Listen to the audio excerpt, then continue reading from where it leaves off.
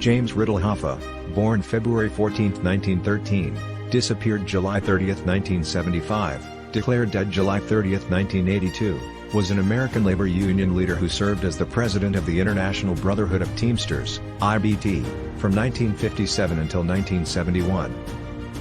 From an early age, Hoffa was a union activist, and he became an important regional figure with the IBT by his mid-20s. Hoffa became involved with organized crime from the early years of his Teamsters work, a connection that continued until his disappearance in 1975.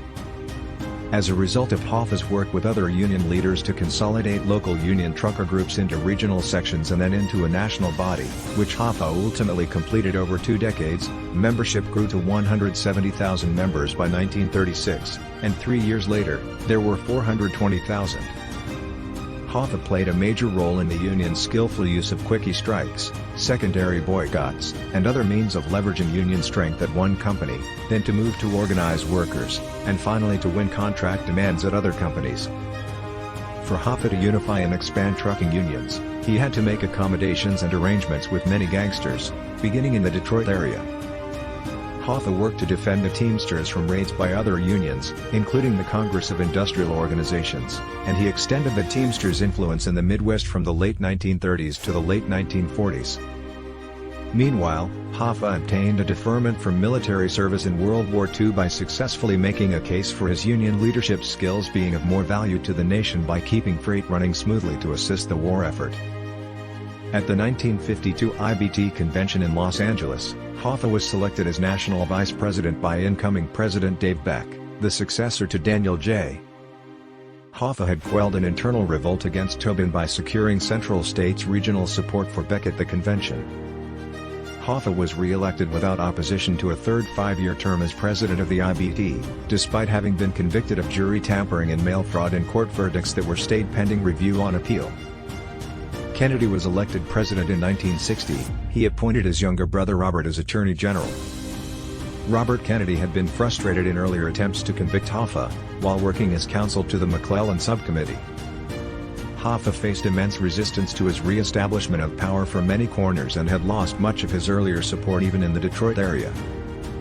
Hoffa's plans to regain the leadership of the Union were met with opposition from several members of the Mafia.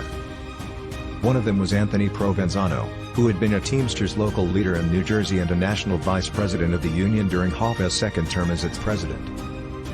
In 1989, Kenneth Walton, the agent in charge of the FBI's Detroit office, told the Detroit News that he knew what had happened to Hoffa. On June 16, 2006, the Detroit Free Press published the entire Hoffa's memo, a 56-page report prepared by the FBI for a January 1976 briefing on the case at the FBI headquarters in Washington. There is wide agreement among crime historians and investigators that Hoffa was murdered on the order of his enemies in the Mafia.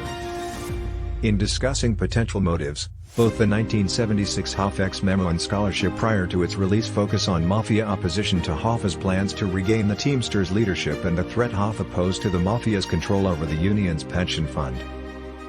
He argued that Hoffa had no realistic prospects for a comeback, that the disappearance did not share the usual characteristics of a Mafia hit and that it risked encouraging action against organized crime, as indeed happened.